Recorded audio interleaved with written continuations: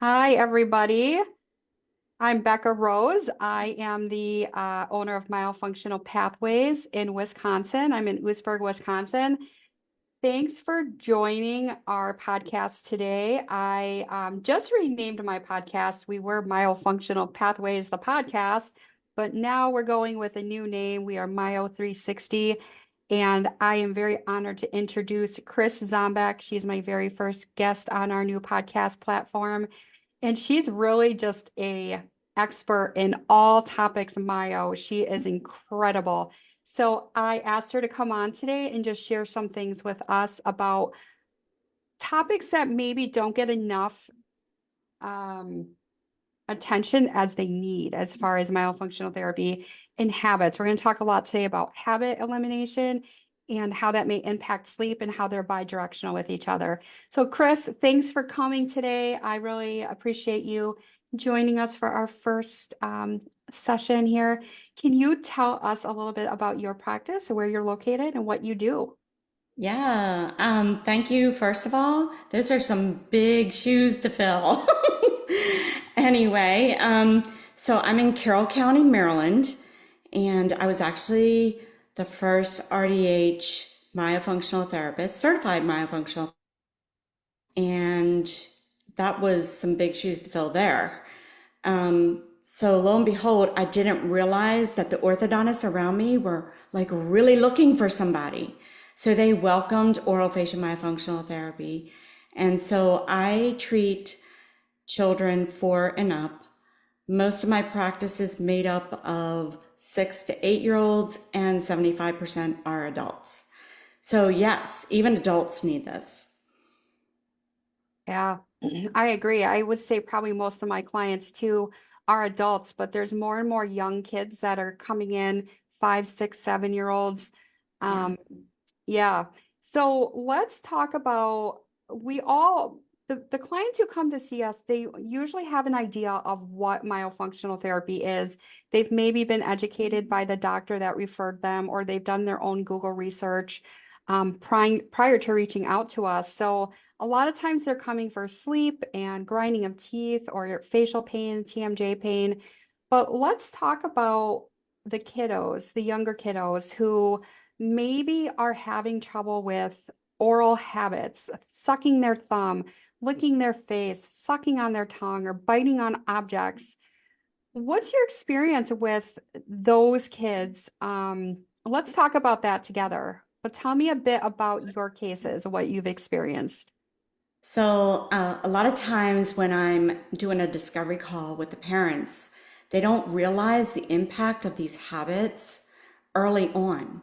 And a lot of times they've never been addressed even by the healthcare professions. And so, questions that I really hone in on are how long, like the period of time that they've been doing this, and the intensity of it, and also like how often. Because a lot of parents will say, oh, I'm just using the name, Johnny is just biting their nails. Oh, he just does it sometimes. But then he comes in for an evaluation, and I'm noticing like he's had his hands in his mouth the whole time, leaning, like biting away. So oftentimes it goes like they're tired, they're sleepy, or they are just, you know, which we'll get into in a little bit, I hope, um, staying up way too late, doing the things that they shouldn't be doing. So we'll talk about that. But also, is there airway problems related? But oftentimes it's a coping mechanism. So it's a go-to. And if we could just hit those habits and recognize either as dental professionals or healthcare professionals early on, then we probably wouldn't have some of the malocclusions that we have. We probably wouldn't have some of the airways we have. And we probably would have more adjusted individuals. Yeah. So yeah, that's kind of what I see and I recognize and the parents recognize, and then they're kind of like, wow, I never really thought about it like that. Yeah, exactly. Let's let's talk about thumb sucking a little bit. Um, but that's such a tricky one because what starts as something that happens in utero, we have to learn how to suck right before we're born so we can feed. But that often becomes you mentioned it already, like a coping mechanism, a soothing mechanism. So it's appropriate for that to happen for several months after birth, but then that should start to disappear and the tongue should be taking the place of that thumb as far as being on the roof of the mouth, right? The difficult part is when we see kids that are 5 or 6 or 7 or even older teenagers and sometimes even adults who still suck their thumb. And at that point, it's become that coping mechanism, right? Our tongue is supposed to be up on the roof of the mouth, helping to stimulate our vagus nerve. But it becomes, I don't know if this is the right way to say it or not, but I feel like it almost becomes an addictive pattern, the thumb sucking, because it's the only way that some kids learn how to self-soothe. So, what are your thoughts on the thumb sucking that's going past that, 6, 7, 8 month old range and becomes something that elementary school, middle school, or even adults are doing with their thumb? Tell us about your experience with that. First, you got to recognize. Yeah. Then they've got to say, again, the three big things. How long? How intense? How hard is it to get that thumb out of the mouth? Are they sitting back in the room, sucking away because that's their comfort? Okay, so first you have to recognize, then the child has to, or the adult has to be ready. And Yeah. then I love, the kids that come to see the myofunctional therapist because we have a plan. We're not just sticking something on that thumb. We have a whole plan. And we're like their saving grace a lot of the times because they've tried all these things like thumb guards. I mean, all kinds of like gadgets in the mouth. The And nail polish, all of it. yeah, nobody's had a plan and they weren't ready. Right. It's not ready. So, and did they psychologically get ready for this whole ordeal? And a That's a lot of good times, point. yeah, absolutely. Yeah, because So, you can't ask a 2-year-old to stop sucking their thumb. A 2-year-old doesn't understand, they don't care. Yeah, so in order for the techniques that we use to help with this, with the habits, the person has to be old enough to care, I guess is the best way to put it, right? They have to have the volition to know that they can do the activities we're asking them to do. They have to implement it.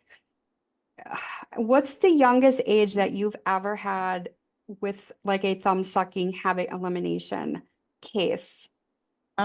probably a 3.5. 3.5. Yeah, Okay. 3.5 to 4, because cognitively they have to have that ability to understand Right. and understand, hey, am I ready? I don't know. And there's Come such a on. difference too between boys and girls. Like a 3.5-year-old girl Absolutely. versus a 3.5-year-old boy, there's a big difference there. Yeah. Again, yeah, Absolutely. have to have the cognitive, they have to have that volition to be able to understand. So when they get older, and their friends are starting to notice, hey, you're doing this. Why are you doing this? I don't do that. Kids get older and then they become embarrassed or self-conscious about it. But okay, so 3.5, and it was successful then, yeah? With boy or girl? Absolutely. But they had a team.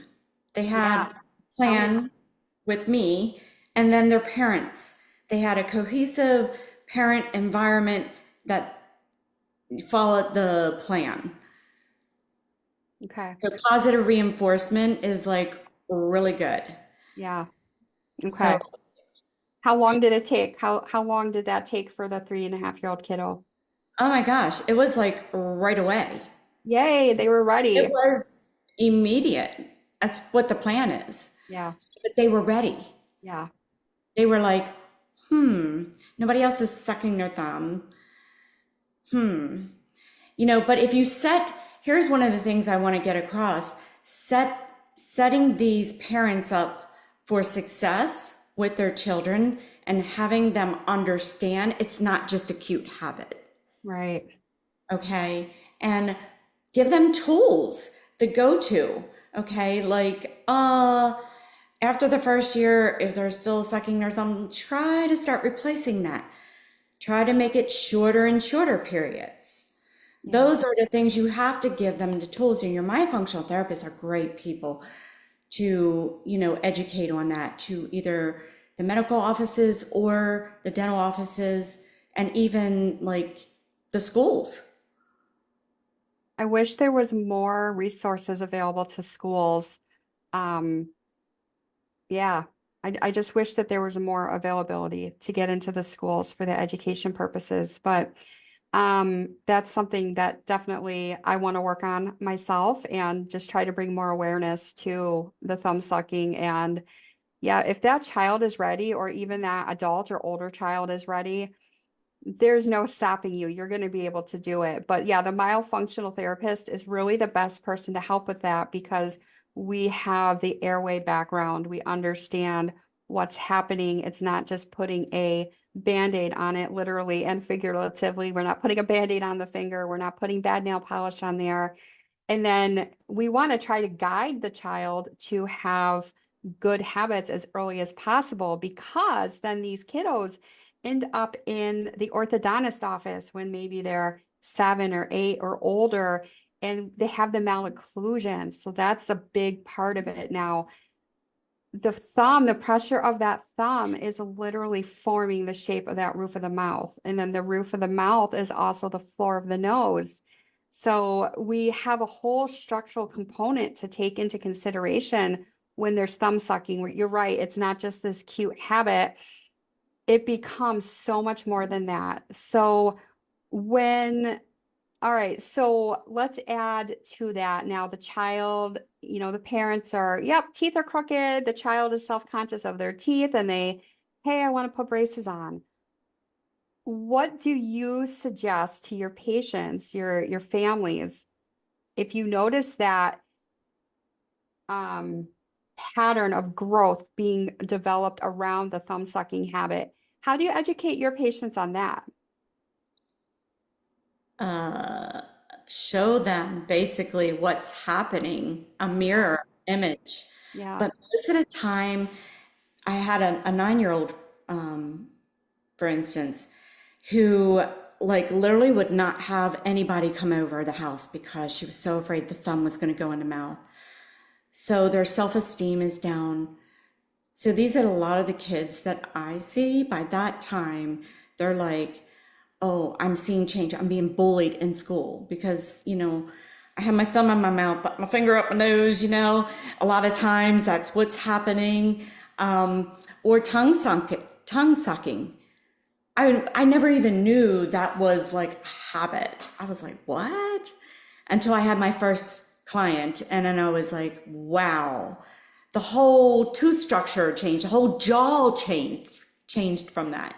So I always recommend, like I said, with either your dental professionals or your educating your nurses or whoever is working with these young people, pediatric doctors, to plant the seed and so that you can take care of the habits before. Like my 9-year-old, actually, we took care of the habit before she went into braces. Okay, because that's a whole another dynamic that can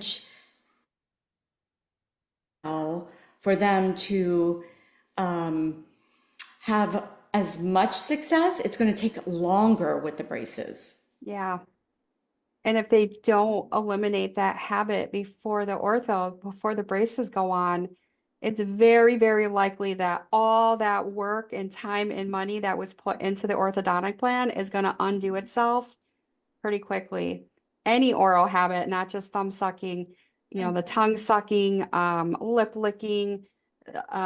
Yeah, and people don't realize that. So that's a real big part of why I wanted to get on here with you today. Talk about some of these things and just bring awareness to it. Because ultimately, our goal is to get people in a good myofunctional space. So, what does that mean, right? We want to bring good breathing, good oral use of your muscles to help support pretty much everything you do, sleep, breathing, your TMJ health. But really, we have to start with those habits. And if there are any habits that are present, we have to get to the root cause of those and get those under control before other modalities are going to help.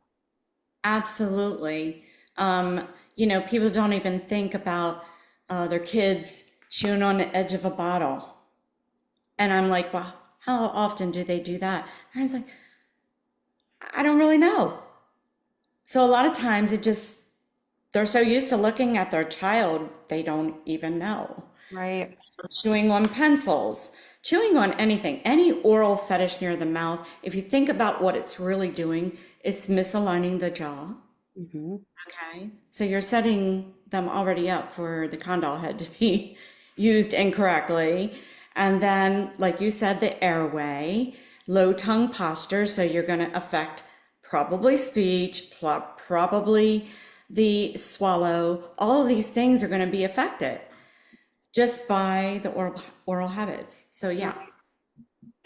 Could you elaborate a little bit more on your 9-year-old girl that you mentioned with the tongue sucking? Because I don't feel like that is a habit that a lot of people are really aware of or really know what to even look for. What do you mean tongue sucking? So what can you share a little bit more of your experience with that case?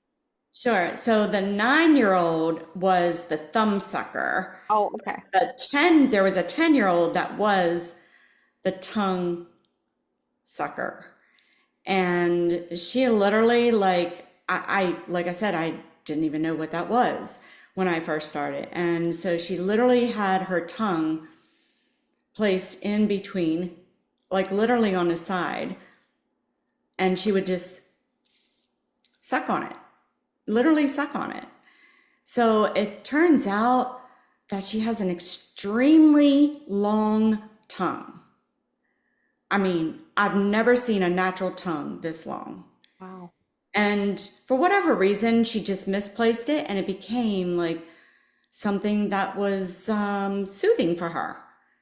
No different than a tongue, no different than a fingers, no different than a thumb.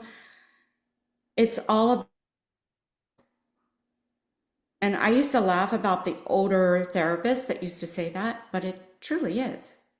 What was that last part you said? I think we got cut off just a little It's bit. okay.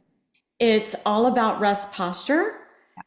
And if she, for whatever reason, either a long spouted sippy cup, long-term bottle use, whatever it was that kept her tongue from seating properly, it became a go-to for her. Yeah. And then she probably experienced when you did her evaluation, you probably saw signs of reverse swallow and tongue thrust swallow as well, right? If her normal tongue posture is sticking out of her mouth a little bit and then she has that sucking pattern, what did you observe during that evaluation with her swallow pattern? Oh, absolutely. So if you don't have a proper rest posture of the tongue to the roof of the mouth, then it's going to create where they use the back of their tongue to push forward, otherwise known as tongue thrust, a reverse swallow, atypical swallow, whatever. So yes, definitely. Yeah. Okay. No, that's a good one to mention because, again, most people haven't heard of that. And you just say tongue sucking, like, what the heck is that? So that's a really good one. When I was a kid, I sucked on my shirt or my coat, my jacket. I would suck on my hair.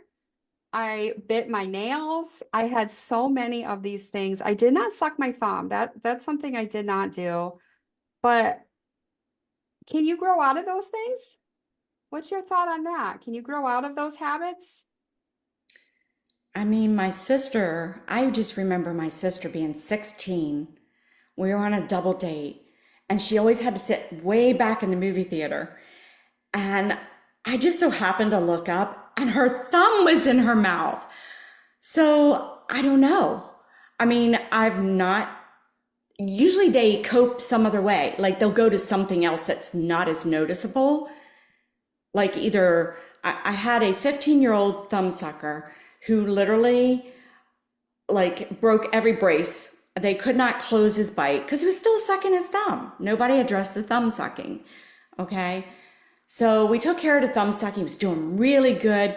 And he turned to the hair pulling. There's all these different things that they will use. So you want to replace it with good habits. A lot of it is tongue placement.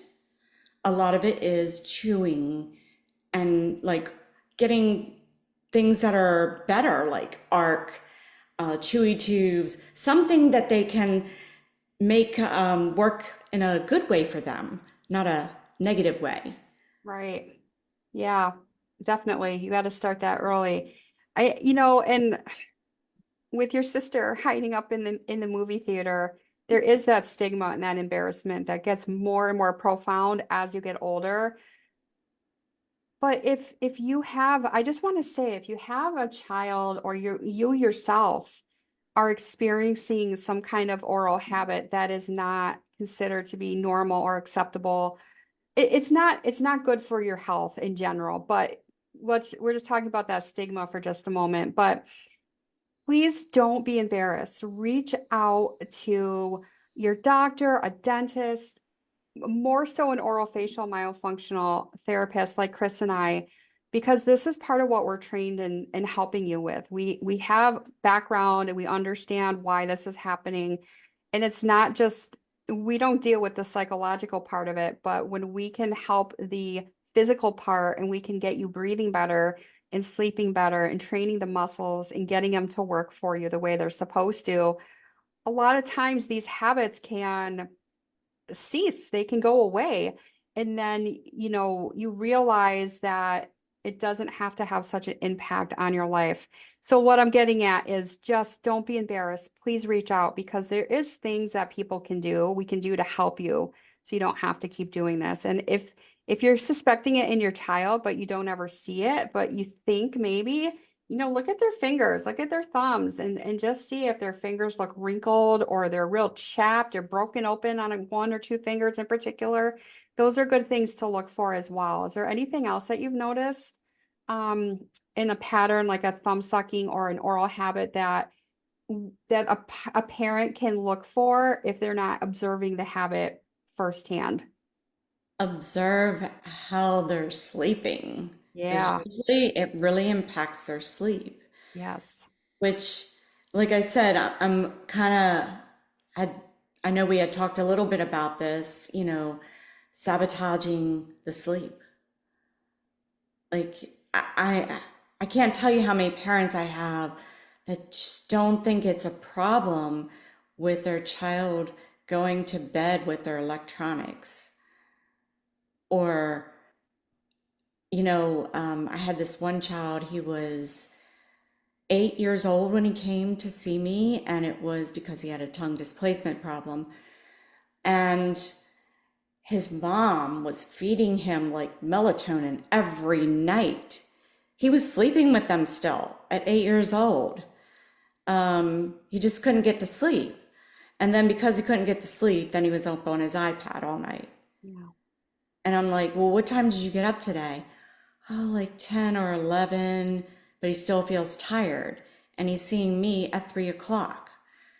So, from the way you eat, the sugar that they give these kids close to bed, I mean, you're just it's just self-sabotage. Yeah. Yeah. And then the habit doesn't help with that. No, no, No.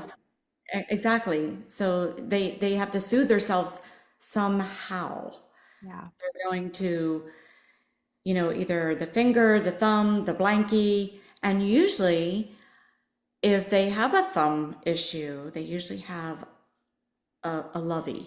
Yes, their favorite. Okay. Yes. Yes. I'm glad you mentioned that. Yeah. And the parents don't even think anything of it.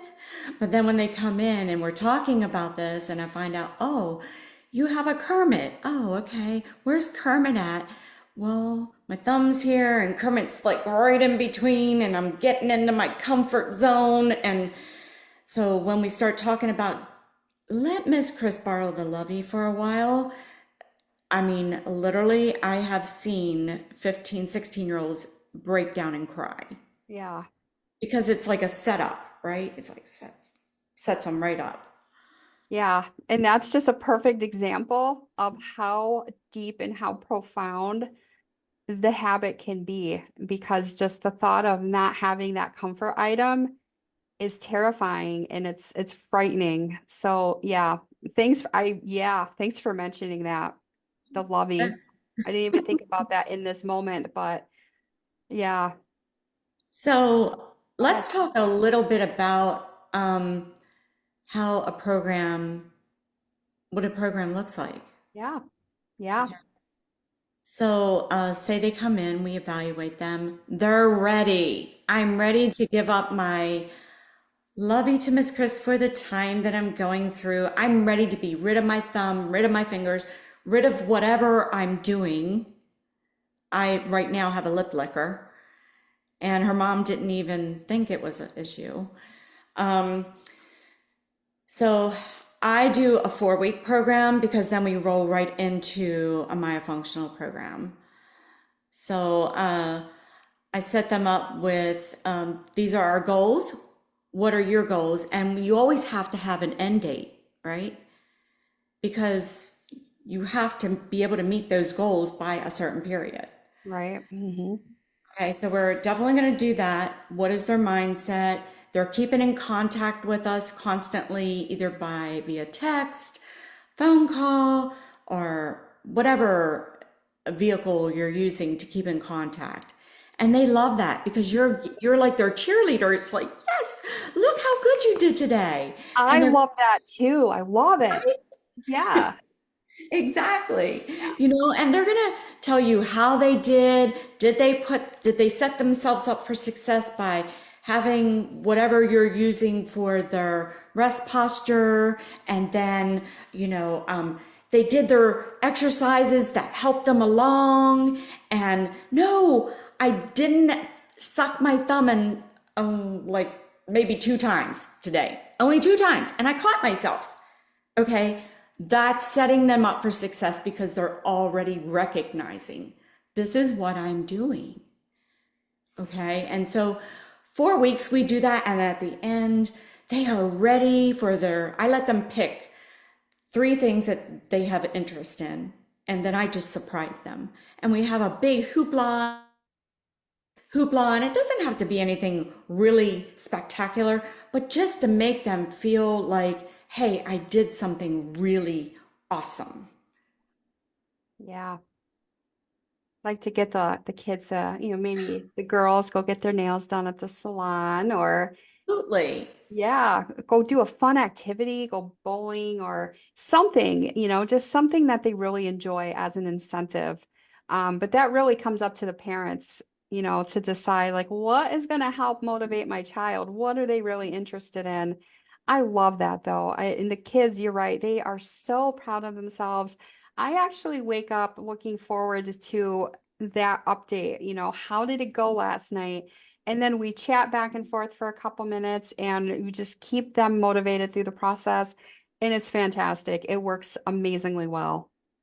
Yeah. And so another thing is the parents have to be ready because a Yeah. lot of times the parents aren't ready, right? So they also sign a contract along with the little human or big human.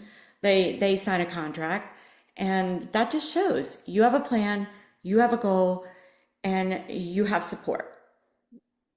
It's important to mention that if there's big, big events happening in life right now, you're moving to a new house, or there was a death in the family, or a separation of parents, or a new school. I mean, just anything that's a big life event, that is not the time to think about trying to do any kind of oral habit elimination. You have to be in a good, stable place, because that's going to give you the best success, the best chances of success. So anything stressful like that, I would maybe hold off just a little bit, let things settle down, and then commit to your program. Do you agree with that as well? Absolutely. You're setting them up for success. Yep. Yeah. I mean, because nobody wants to keep redoing. But I took a a picture. Actually, the mom sent me a picture of the 9-year-old thumbsucker who has been through all phases of braces. Still to this day, at 14 years old, not sucking her thumb. She is a successful cello player. She plays all kinds of sports, well-adjusted human. Yeah, Yeah. very So good. it does make you feel good as a therapist, but the parents are like so proud of them, you know? So Yeah, yeah. and the parents do play a big role. They really do. They have to be just as committed as the child, or, you have to be a team. And part of that team includes us as well, because we're working all together to just keep those motivations going and those reminders and really what the end goal looks like for them, what their motivations are. So, oh, very good. I love it. Okay, so can we change gears for a second? Let's talk about the appliances that sometimes are used to help children with thumb sucking, like the cribs and the pokes, the pokies that go in the mouth. I have not personally worked with a client that has had one of those, but what's your experience? What can you share with us about those devices? Do they work? Do they not work? Well, I've had several children, and especially when I first started in this area, and I was just learning myself. And so the orthodontist would send these children with these uh, habit appliances inside their mouth, the little rakes. And the one girl, I mean, I said, well, let me see how you swallow. And her tongue was all over the place. She had speech issues, she had tongue placement issues, she had chewing, eating issues, speaking issues, the whole works. So, did it really work for her? And this has happened with several. So, I actually started videoing them and trying, just educating my orthodontist because they know what they know. Right. Okay. And we all learn from each other. And so I had another young man, actually it was the young man that was the 15-year-old thumb sucker. He did really well at first. Like I said, he broke his habit, then he went to the hair pulling, then it was like a few things after that. And we just learned to put things in place for him, his go-tos. Um, it's like I said, having a plan. And after he finished therapy, they stuck a rake in the bottom. And I was like, what? What's going on here? And he was swollen, like with all this lower chin issue. And I was like, oh no. So I literally videoed him and I showed them what was happening. And then he took it out and I showed them how he, so they didn't really need this. They shaved him off. He was good. But it's like I said, I don't know more than anybody else. It's just learning, and you learn from your clients or Right. patients, whatever. So I yeah, know it's all with the best of intentions, when those are put on, absolutely. it's with the best of intentions. It's just hard to see that, the body is going to compensate. It's still going to figure out if it wants to bad enough. Your tongue, you're still going to suck on your tongue, you're still going to suck on your thumb. You're still going to make these things happen if you want it bad enough. And then, sometimes then you learn, what you learn more. And now we have habits to try, or we have other habits and other dysfunctions to try to rewind and repattern into new things. But yeah, it's just do some research, right? I mean, is that I would educate my patients and ask them to also advocate for themselves. And if they don't feel like this is something that's going to be helpful, and some kids it does, it works great. And others, they just you find a workaround and the body adapts. So Well, and two, with these habit appliances, these kids have already self-esteem issues. And then you add this thing that makes them talk weird. Yeah. And, their tongue is coming out because it's little Houdini. And I mean, how can that build their self-esteem? What did it do for them? So these are things that I really honed in on and made some videos and showed them, and they got it. And we're on the same page. I've Right. been working in this area for 11 years as a myofunctional therapist. So So you've yeah, seen pretty much everything there is to see in that time, I'm sure. a lot, probably Yeah. not every day. Well, yeah. In There's always generalizing, but something. But what kills me is the nail biters. The nail, I never really thought about this. Um, and I can't remember who I took Sherry Green's like habit elimination. I loved her program. She had such good research. But, talking about the nail biters, and then if they're a nail biter, ask them about their toenails. They kind of go together. And I thought, what? Well, it is true. Almost, I would say the majority of my nail biters, yeah, they bite their toes. Or at one point, they were biting their toenails, you remember right? earlier How do when you we even started? get your leg up there? Yes. When I was a kid, when I would bite my fingernails, I was biting my toenails. Now I don't It's do that as an crazy. adult. When I asked you earlier, do you think some of these habits we grow out of? Because we went on vacation when I was 10 and we were so busy. And that's basically when I stopped biting my nails. I never did it ever since. But when I was under 10 years old and I was biting my fingernails, I was chewing on my toenails too. And that's Right. embarrassing to say, I, but hey, I know. I remember. But how did the adults? I mean, how you have to be so flexible. You're right. I, I don't know. But I yeah, have no idea. sorry, But I kind of diverged there a little yeah, bit about it is kind of like, but I didn't realize I've learned so much just from the clients that I've had, yeah. you know. But yeah, And being able to stop biting your nails, I feel like is a really any habit elimination is a huge yeah, success. But nail biting is really a big one because it's just you think about the germ aspect, right? The bacteria and the viruses, everything you touch all day. And when you are almost like unconsciously putting your fingers in your mouth all day long, oh, that's a whole nother road. That's a whole nother conversation. But wow. no, exactly. And then, your dental professionals are look at nail biting as when their teeth in the front, they're gonna chip them. Okay, yeah, they're gonna do that. But like you said, what about all those nasty germs? And like I get gross with it with the kids. Okay, then they're like, ew.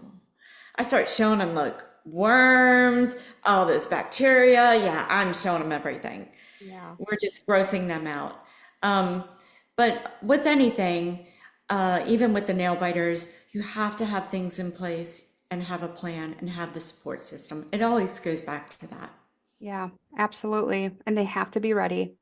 Everyone involved has to be ready. Absolutely.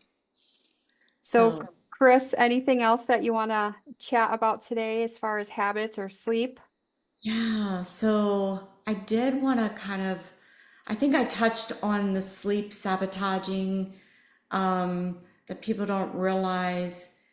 I just really feel like the computer thing, the iPads, the phones and the sugar, the caffeine, these are really big things that just you set yourself up and sabotage your sleep either as an adult or as a child. Yeah.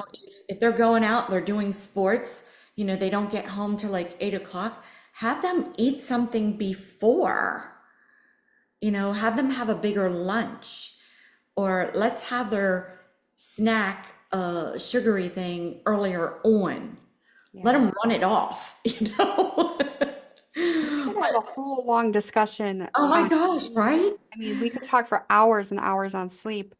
But yeah, when you put all that sugar in your body right before bed, even a big meal, that's going to affect your sleep for obvious reasons. But, we don't always think, so we know what the sugar is going to do, right? But we don't always think about what your body has to do to digest that food right before bed. And this is a child or an adult. I know when I wear a ring that, measures my sleep and things like that. And when I have a night that I ate way too close to bedtime, my sleep is affected and I can see the stats of that on my app and it will say things like your resting heart rate was too low last night. Did you eat too close to bed? So it's cool when you have one of these devices and you can really Right. measure like your stats and keep track of it over time and find your patterns, right? But eating too close to bed that's going to affect your whole sleep pattern, what stages of sleep you get into, because your body's working too hard to digest all that food. It's putting more effort into that than to getting that restoration your brain needs for sleeping.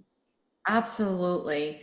So I think that that's like a really good ending point because I think people just don't realize, and then they start with the melatonin. So then how is your body gonna know, how can I make my own melatonin? How can I get to sleep? It's not. Right. And then the kids aren't getting enough natural sun in the, morning time because they're sleeping too late, especially in the summertime. Um, so it's just like a big vicious cycle. And you and I took the sleep coaching class, and I learned quite a bit with that. But, with all the classes, I learned something new. Um, but then I see it firsthand with these children. And then Yeah. it kind of like sometimes does tie in with the habits. Yeah. Yeah. Yeah. It really does. Yeah, you're right. That's a perfect place to wrap it up. Um, Thank you for coming on today and talking about your experiences with some of your habit cases, your habit elimination cases, and just helping to tie it all together for the parents out there who might have some questions about, hey, I'm noticing this. I just don't know quite what to do or who to turn to. So, any ending thoughts from you? Find a myofunctional therapist next to you or near you Yeah. because they're a plethora of information because they're always diving into so many classes. Not that we do it all, but we oftentimes have to know a lot in order to refer. Right. Mhm. Very good. All right, Chris Zombek, thank you so much for joining us today. Let's do this again and talk about sleep. All right, you have a good day.